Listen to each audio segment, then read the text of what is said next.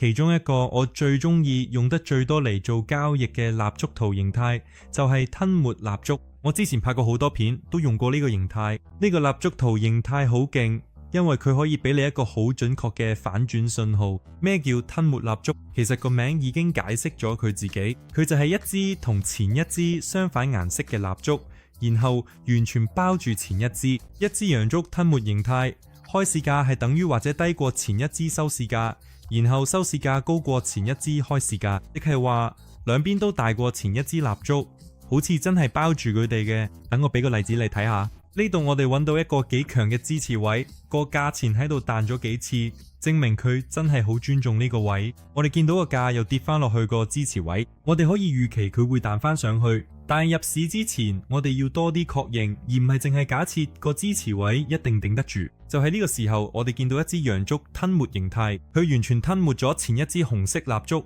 而且啱啱喺個支持位度出現，呢個係一個極之利好嘅信號。我哋可以幾有信心個價會由呢度升翻上去，咁我哋就入市啦，睇下之後發生咩事。但係都要留意，就算有陽燭吞沒或者陰燭吞沒，都唔代表每次個價都一定會向嗰個方向反轉。你唔應該淨係靠蠟燭圖形態嚟做買賣決定，你應該當佢哋係市場可能會點走嘅提示，而唔係絕對嘅決策依據。你應該要配合其他工具一齊用，好似支持同阻力位、技術指標、唔同策略等等，唔好淨係靠蠟燭圖形態。所以講清楚嘅，就算你見到陽燭吞沒，都唔代表個價一定會升。但佢可以係一個幾好嘅指標，話你知個價有機會向嗰個方向行。等我俾你睇一個淡市嘅例子。呢度我哋有一個一樣嘅情況，有一個強大嘅阻力位，之前個價都多次尊重過呢個位，然後你見到個價再上翻嚟，開始慢落，出現咗一支陰燭吞沒，